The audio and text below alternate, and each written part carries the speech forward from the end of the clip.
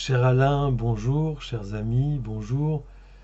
Je ne peux pas être présent cet après-midi, mais je tenais à adresser quelques mots d'amitié à Alain Kleinman à l'occasion de cette exposition et de cette rencontre organisée par Chibolette et son équipe si dynamique, qui prend, je crois, un sens particulier dans ce lieu que l'on dit exceptionnel, le Centre européen du judaïsme, place de Jérusalem, tout un programme.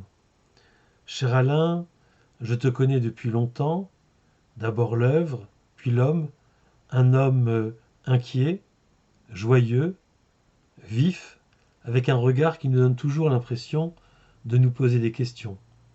Une œuvre riche, toujours en mouvement, en évolution, en différence, avec, comme chez tous les artistes, des périodes, des obsessions, des répétitions et une attention particulière aux lieux, aux objets, aux machines.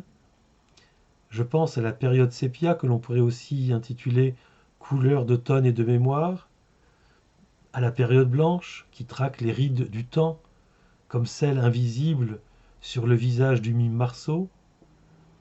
Je pense à cette période qui reprend certains des thèmes de la période sépia pour les recouvrir, comme une volonté de tourner la page, de passer du temps passé au temps à venir, de passer sans oublier, ou peut-être avec cette conception de la mémoire que décrit Yosef Yerushalmi et dans laquelle je te retrouve.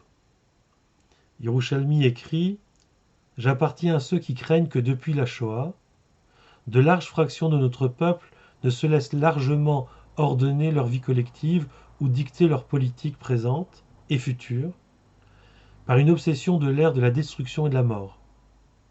Je comprends cette obsession, mais j'éprouve quand même un grand trouble. C'est comme si nous avions oublié cet enseignement de Rabbi Yoshua ben Hanania après la destruction du temple. Ne pas du tout porter le deuil, nous ne le pouvons, mais trop le porter, nous ne le pouvons pas non plus. Ce que j'ai commenté, tu t'en souviens, entre le deuil absolu et le non-deuil, il y a l'espoir.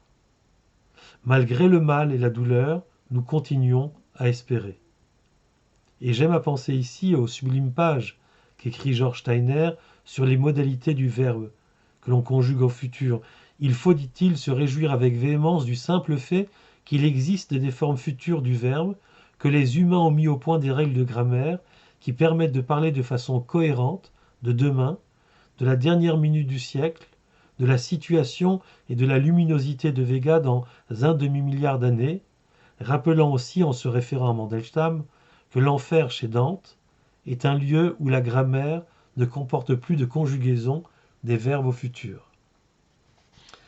Belle citation qu'il continue et que, pour ma part, j'ai commenté par l'expression « souviens-toi de ton futur ». Une façon de traduire une phrase de Rabbi Nachman qui dit « En zikaron ela lealma deate », c'est-à-dire « il n'y a de mémoire que le monde qui vient », soulignant que le Olam Haba n'est pas le monde futur, mais le monde en train de venir, un monde que l'on fait advenir par son engagement et sa participation au monde et à l'histoire. Tikkun, comme aiment à le dire les maîtres du chassidisme, une façon de mettre la main à la pâte, affinité certaine du peintre et du boulanger, qui nous enseigne que l'homme ne vit pas seulement de pain, mais aussi de peinture, si je peux me permettre le jeu de mots. Bien sûr, je joue avec les mots. Comme toi, Alain, tu le fais très sérieusement, car le jeu est toujours sérieux. Sérieux avec ces objets que tu nous proposes, qui nous questionnent, à chaque fois de nouvelles énigmes, des chaussures, des valises, des landaux, des vieilles photos, des écritures en yiddish, des clés et bien d'autres objets encore. Mais ce serait une erreur de voir dans ces objets une lamentation et une nostalgie, signe d'une peinture dolorante, car bien sûr il y a de la tristesse, comment ne pourrait-il pas y en avoir? Mais réduire cette peinture à ce regard en arrière serait figer le geste artistique, qui est justement une façon à la fois d'assumer la mémoire et de ne pas s'y enfermer, de partager la douleur, mais de nous conduire au-delà, de souffrir, mais d'avoir confiance en continuant à donner, à espérer, même si cela parfois peut être désespéré. Et je pense ici à un texte de Bobin que je cite souvent. Ça se trouve dans une lettre à une jeune femme qui porte le nom de Nella. Et Bobin évoque le carnet écrit par une juive, dit-il, sans doute est-il Ilsoum quelques jours avant sa mort. Elle est dans un camp de transit. Hier la vie, le travail, l'amour. Aujourd'hui la soif, la faim, la peur. Demain, rien. Le train qui l'emmènera vers demain est sur les rails, vérifié par des mécaniciens scrupuleux. Le train qui filera dans un demain sans épaisseur, dans un jour sans jour.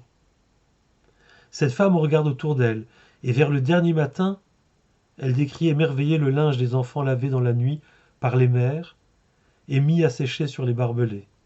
Elle dit combien cette vue la réconforte, lui donne un cœur contre lequel viennent battre en vain les aboiements des chiens, les cris des soldats, le souffle lourd des trains plombés. Si ce texte est lumineux, poursuit Bobin, ce n'est pas seulement en raison du voisinage de la mort et de l'encre, de l'espérance et de l'abîme. C'est aussi, c'est surtout, par la pensée qu'il nous donne, et je ne connais pas Nella de pensée plus noble, plus simple, plus noblement simple. Je l'écrirai ainsi. La pureté n'est faite que de détails. La bonté n'est faite que de gestes. Ces gestes ne mènent pas de grandes victoires. Aucune légende ne les retient. Ces gestes sont gestes de tous les jours, bien plus héroïques que tout héroïsme. Laver le linge pour que l'enfant demain se sente léger, confiant, dans des vêtements frais, propres, même si demain n'est plus dans la suite des jours, même si demain ne verra pas le jour.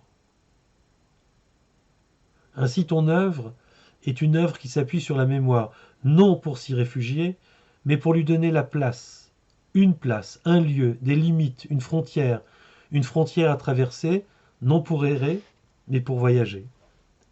Je regarde cette photo qui ouvrait le catalogue Los lugares del tiempo, où deux chaussures font un clin d'œil à Moïse et Van Gogh, et viennent nous rappeler que la marche n'est pas seulement celle des hommes en voyage ou en promenade, mais celle du corps de l'artiste et de sa main en mouvement, du pinceau qui se déplace sur la toile et qui cherche et qui trouve les accidents, les incidents, la liberté. Mais comme dit Bergson, en vain nous poussons le vivant dans tel ou tel cadre, mais tous les cadres craquent. Cette marche, ce voyage et le demain que je viens d'évoquer, je les rencontre de manière ensoleillée, dans le fait que tu as, dans ton propre parcours, opéré un retournement dans ta vie d'artiste, un retournement spatial et géographique. Le regard tourné vers l'Est, c'est tourné vers l'Ouest, et a traversé l'océan, Buenos Aires, Cuba, la Havane et le théâtre. Ce n'est pas seulement un changement d'aire géographique, mais c'est aussi la rencontre avec une autre langue, non plus seulement le yiddish de ta mémoire, mais l'espagnol d'une autre mémoire. Peinture qui se fait opéra, opéra de la mémoire et de la vie qui traverse les corps, les lieux, les couleurs, les idées et les océans, une vie qui monte et descend les escaliers, ces escaliers majestueux, intemporels, qui, selon une expression que j'emprunte à Heidegger, et qui fait écho à une même expression qu'on trouve dans le Zohar, sont noces du ciel et de la terre. J'ai évoqué les escaliers, un objet particulier, et je pense à ces vers de Lamartine, objet inanimé, avez-vous donc une âme qui s'attache à notre âme et la force d'aimer. Vers de Lamartine qui jaillissent naturellement devant les chaises, les photos, les bougies, les parapluies, les lunettes, les valises, les livres, les roues, les voiles, les chaises, les landaux, les machines à coudre et tous les autres objets qui constituent ce que j'appelle, si tu le permets, le théâtre kleinmannien. L'escalier, c'est l'âme et la porte d'un dialogue que, par pudeur, tu ne clames pas mais invites discrètement à découvrir. Et je sais ton attachement à Martin Buber, dont tu as fait le portrait il y a quelques années. Porte du dialogue avec les maîtres de la peinture, des siècles qui t'ont précédé, et avec les autres maîtres, tes pairs et contemporains. Dans certaines œuvres, on reconnaît Le point de fuite des Ménines, si savant glosé par Foucault en préambule des mots et des choses, si subtilement réinterprété par Picasso, Guernica n'est pas loin, les psaumes non plus, Shir à Mahalot. Une partie de ton œuvre, en effet, pourrait s'intituler Cantique des degrés, ou Cantique des escaliers, plus précisément, une traduction baroque de l'expression biblique qui donne à la concrétude de l'objet toute une noblesse paradoxale, qui se perd dans la sophistication de la traduction classique, justement, de Cantique des degrés. Et en regardant ces escaliers, je repensais à cette réflexion de Safa Hafati dans un film Sûr et avec Jacques Derrida. Quiconque monte un escalier sait que la gravité l'attire vers le bas, vers le début, et le début est toujours en bas. Et quiconque franchit une marche sait qu'il fait un petit pas pour entendre Dieu. Dans la montée, il y a le rythme, et dans le rythme, il y a la musique. Dans la musique, il y a le souffle, et dans le souffle, il y a le divin. Et quand dans la montée on s'essouffle, c'est pour rendre à Dieu ce qui lui appartient, en blessant l'infini de son éloignement. Surtout quand on a perdu l'âge d'enjamber les marches et de heurter brusquement la monotonie de leur ordonnance. Alors on monte lentement, alors il y a le rythme, et dans le rythme il y a la musique, et dans la musique il y a le souffle, et dans le souffle il y a le divin. Merci cher Alain de nous offrir de si belles étincelles. À bientôt, avec le plaisir de te retrouver pour d'autres aventures. Kol Tov.